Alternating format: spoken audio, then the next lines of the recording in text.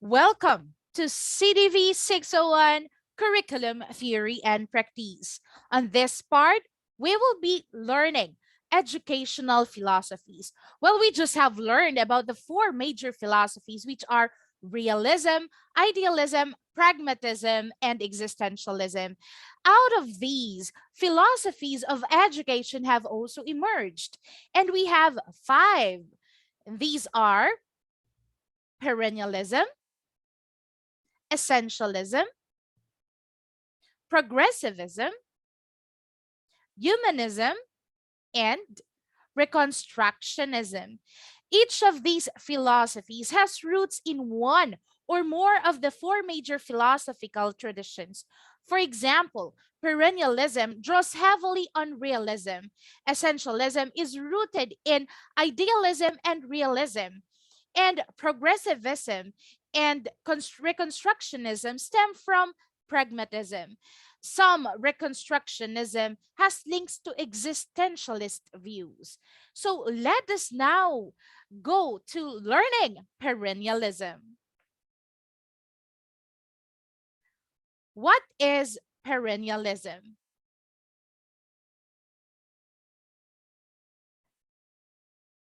Perennialism comes from the word perennial, which means lasting or existing for a long or apparently infinite time. It also means enduring or continually recurring. Thus, perennialism views human nature as constant over time, asserting that people's rationality sets them apart from animals. Perennialists believe that the best way to develop one's intellect is through rigorously studying the enduring truths of mankind and contained in the classics of Western culture. In fact, perennialism is the oldest and most conservative educational philosophy. It relies on the past and stresses traditional values and emphasizes knowledge that has stood the test of time and cherished values of society. Again, perennialism is teaching ideas that are everlasting. It is to teach the basics because the basics don't change. So, the basics of literature, the basics of language, the basics of math, and the basics of science, we teach them year after year because in perennialism, it is believed that these concepts are for everlasting and they do not change, they are constant. So, in perennialism, teaching ideas are everlasting, or we are teaching ideas that are everlasting. According to perennialists, also, they are primarily concerned with the importance of mastery of the content and development of reasoning and skills. Thus, perennialism is subject centered. The curriculum in perennialism stresses out the three R's, and these are reading, writing, and arithmetic, as well as moral religious training in the elementary level. For the secondary level, the curriculum emphasized subjects such as Latin, grammar, Greek, rhetoric, logic, and geometry. Teachers are the authority in the field. Their teaching style is based on the Socratic method, the oral exposition, the lecture, and the explication. And students are just recipients of learning, and they ought to acquire what they ought to learn. These are the proponents of perennialism. First, we have Robert M. Hutchins. In his book, Great Books of the Western World, he believed in having basic traditional liberal arts in all schools. He also wanted to extract all extracurricular activities from schools and believed that they were emotive and irrelevant to the learning process. Next, we have Mortimer Adler in his book, The Paideia Proposal. And in his book, he has written the three types of learning. And these are acquisition of the organized knowledge to be taught by didactic instruction. When we say didactic instruction, teachers are the ones who are uh, in control of teaching, and the students are just recipients of the transfer of knowledge. And the second one, development of basic learning skills through coaching and presentation of ideas. And the third one, acquisition of values to be taught by the Socratic method. The third proponent is Mr. Alan Bloom. In his book, The Closing of the American Mind, he mentioned there the lack of universal standards and subjects within education. And he said that the cultural relativism, with its emphasis on trivial pursuits, quick fixes, and relevancy, has degraded US education. That's why he sought to reestablish the benefits of reading classics and obtaining a liberal arts education. The fourth proponent is Charles Murray in his book, Coming Apart. He mentioned there that such moral and cultural relativism reflects America's shift away from its foundational values, which are embedded in family and community life, hard work, and religion, and the lack of emphasis on cognitive rigor and virtuous living is a societal problem rather than a racial or ethnic one. So we are done with perennialism. So we are going to the next part, which is essentialism. The second educational philosophy is essentialism.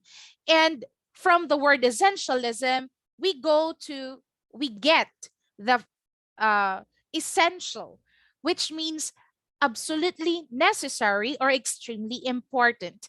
It is popularized in the 1930s by William Bagley and later in 1950s by Arthur Bestor and Admiral Rickover. Essentialism advocates instilling in students with the essential or basics of academic knowledge, skills, and character development. It is the educational philosophy of teaching basic skills, which are necessary for the students and for the learners. So essentialists emphasize mastering the skills, facts, and concepts that form the basis of the subject matter. So in essentialism, this is teaching ideas that are essential. It is still subject centered. In the core of the curriculum is essential knowledge and skills and academic rigor. Essentialist educators focus on transmitting a series of progressively difficult topics and promotion of students to the next level.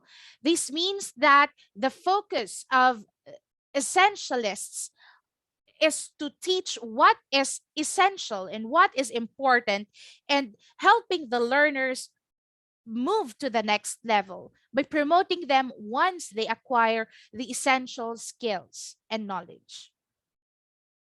So subjects are focused on the historical context of the material world and culture and move sequentially to give solid understanding of the present day. The teachers impart knowledge mainly through conducting lectures, during which students are expected to take notes. The students are provided also with practice worksheets or hand-on projects, followed by an assessment of the learning material covered during this process. So for specifics, the teacher's role in essentialism is the teacher teaches discipline and hard work. The teacher is an expert of content knowledge. The teacher is accountable for student learning, and teachers' role as an expert is to impart essential knowledge and direct focused tasks. For the students, they are expected to be passive and ready to learn what the teacher presents to them. The students are also expected to listen and learn, and they should trust that the teacher knows best.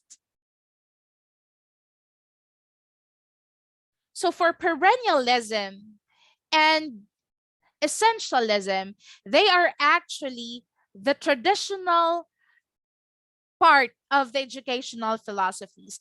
And the next few philosophies already belong to the contemporary part, which is progressivism, humanism, and reconstructionism.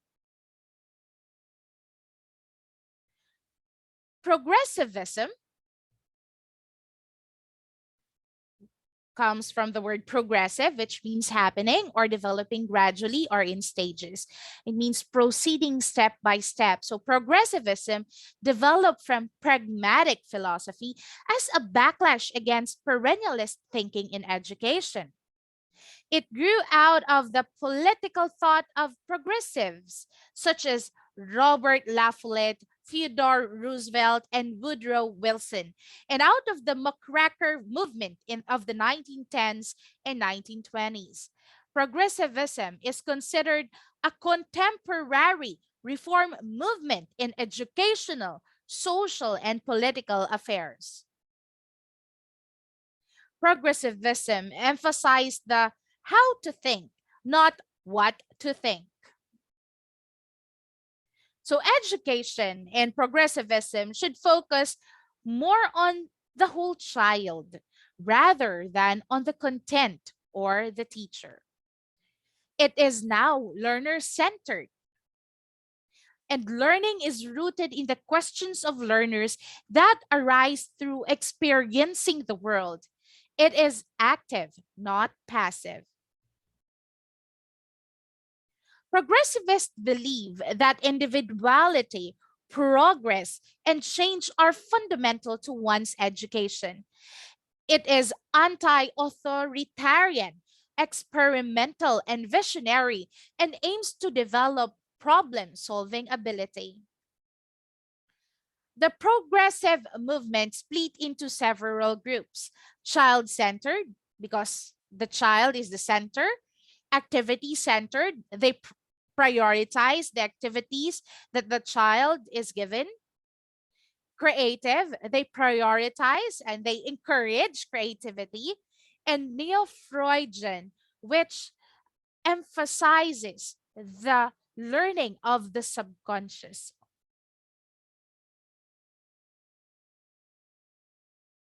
So, relevant curriculum, humanistic curriculum, and radical school reform belong to the progressivism.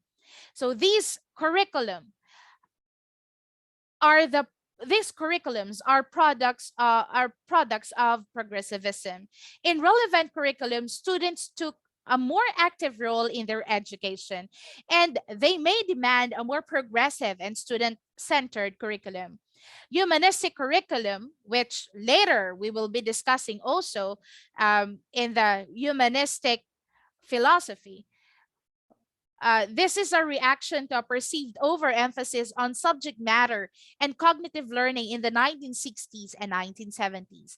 The radical school reform, which has critics, and they essentially view students as prisoners, teachers as prison guards or system lackeys, and schools as prisons where students are intellectually and emotionally confined. So, in relevant curriculum, the advocacy is on individualized instruction, on the revised and new courses of interest to students, on educational alternatives such as elective mini courses, open classrooms, the extension of curriculum beyond the school walls, and the last one, the relaxation of academic standards and admission standards to schools and colleges. In humanistic curriculum, schools are repressive in that they teach students docility and conformity. Elementary schools should adopt the methods of British infant schools, in that secondary schools incorporate independent study, peer tutoring, and community and work experiences, according to Charles Silberman. According to Arthur Seed, good teachers or good teaching should be linked with knowledge of self and students. According to Arthur Combs and Donald Snegg, the impact of self concept and motivation and achievement should be explored. And according to Abraham Maslow, uh, schools should produce self actualizing people, whom Carl Rogers called total human beings.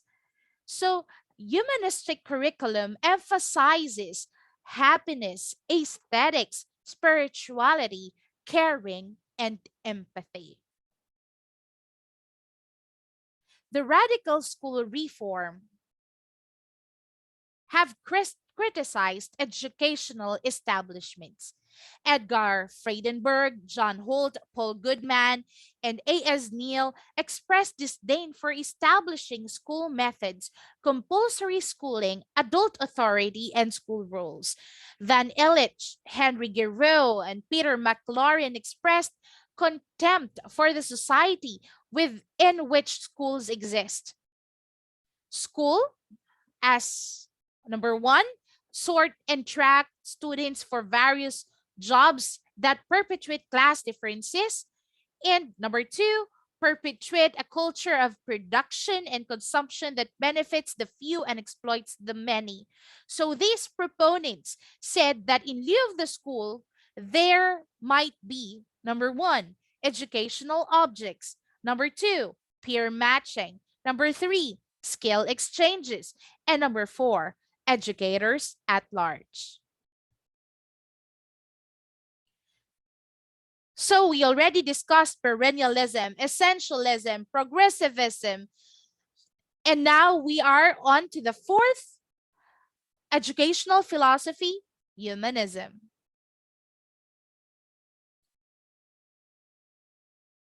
Humanism is a philosophy of life that expresses a commitment to moral, intellectual, scientific, and artistic excellence. Humanism is an atheistic philosophy that promotes the idea that people are the ones responsible for themselves and each other. They do not believe in a supernatural being which or who might control the universe. So humanism is a philosophical and ethical stance that emphasizes the value of human beings individually and collectively. Friedrich Nietzsche in 1808 refers to it as an ethical doctrine which places man at the center of things. And humanism in education philosophy emphasizes the connection between the humanities and the humans. So these are the principles of humanism in education. First principle, the student's decision. In humanism, students are the ones who decide their education, their learning, what they ought to learn, what they want to learn. Number two, they encouraging dedication is to encourage students to become self-motivated to learn. Number three, the value of self-assessment. So assessment in humanism, self-assessment is important. Number four, feelings and information are also essential for the learning process. And number five, a safe learning environment is also very important. So to foster an appreciation of the dignity and worth of each individual, to develop the creative capacities of students, to help students understand themselves as individuals within a society are three of the 8 aims of humanistic educators. The next aims to promote critical thinking skills, to encourage personal responsibility for one's own life choices, to promote the development of the whole person, to learn about themselves and their potential, and to develop a sense of empathy which they can use when interacting with others. The characteristics of human approach. The learner is the center of attention. The learner has the ability to control his of her own or her own learning process. Learners are motivated by their own curiosity and intellectual interests. And learning is a natural, pleasurable activity for learners. Learners have an innate desire to learn.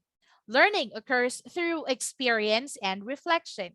Learning is a lifelong process, and learners are autonomous, self directed beings who can take responsibility for their own learning. So, we already discussed perennialism, essentialism, progressivism, humanism, and lastly, we're down to the last educational philosophy, Reconstructionism. Reconstructionism emphasizes the addressing of social questions in a quest to create a better society and worldwide democracy. Theodore Brameld was the founder of social reconstructionism. George Counts recognized that education was the means of preparing people for creating this new social order. It focuses on a curriculum that highlights social reform as the aim of education. And it focuses on student experience in taking social action on real problems such as violence, hunger, international terrorism, inflation, and inequality. So this is George Counts, and he said if progressive education is to be genuinely progressive, it must face squarely and courageously every social issue, come to grips with life in all its stark reality, establish an organic relation with the community, develop a realistic and comprehensive theory of welfare, fashion a compelling and challenging vision of human destiny, and become less frightened than it is today at the boogies of imposition and indoctrination. Reconstructionism. Curriculum must be transformed in keeping with a social, economic, political education. It must incorporate reform strategies. For Reconstructionists, analysis, interpretation, and evaluation of problems are insufficient. Students and teachers must effect change.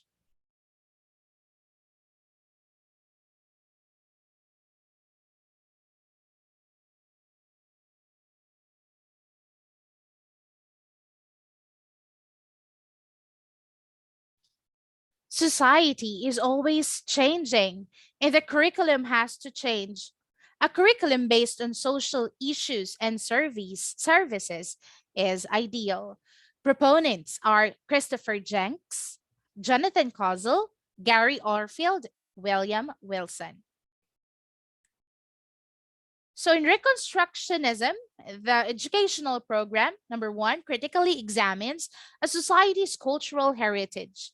It examines controversial issues unabashedly. It commits to bringing about constructive social change. It cultivates a future oriented attitude that considers school reform. And it enlists students and teachers to enhance educational opportunities for all children and youth.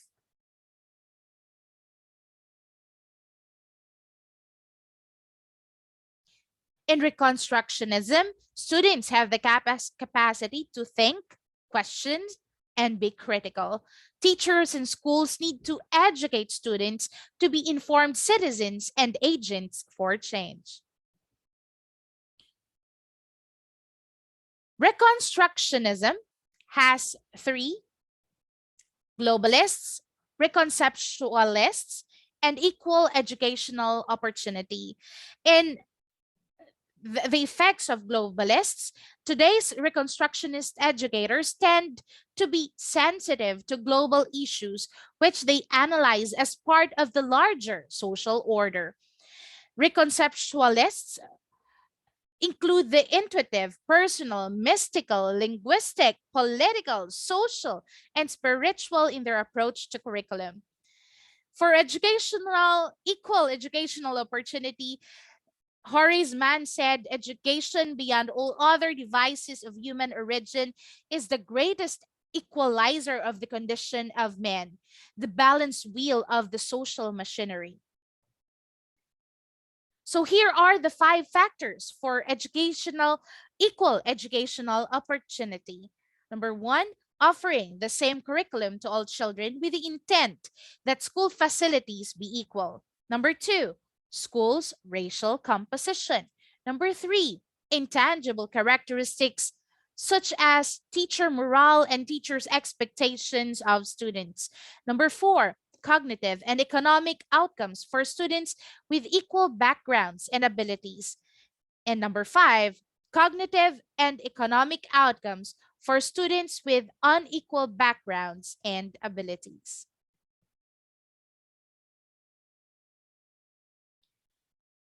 In summary, these are the 5 educational philosophies: perennialism, essentialism, progressivism, humanism, and reconstructionism. Perennialism, the aim of education, is to educate the rational person, to cultivate the intellect. The focus is on the past and permanent studies, the mastery of facts and timeless knowledge. For essentialism, the aim is to promote the intellectual growth of the individual and to educate the competent person.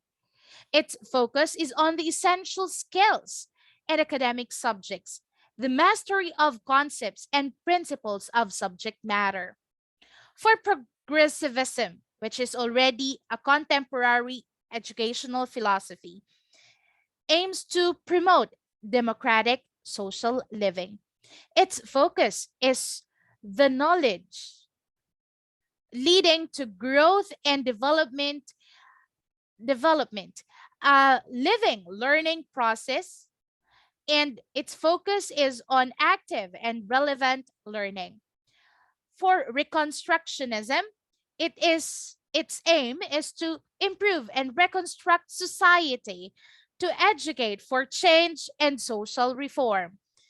The skills and subjects needed to identify and ameliorate society's problems, active learning concerned with contemporary and future society is the focus of reconstructionism. And these are the references of the lesson of this video lesson. Thank you very much. I am once again Miss Joanna Jason Ferrer. Thank you and God bless.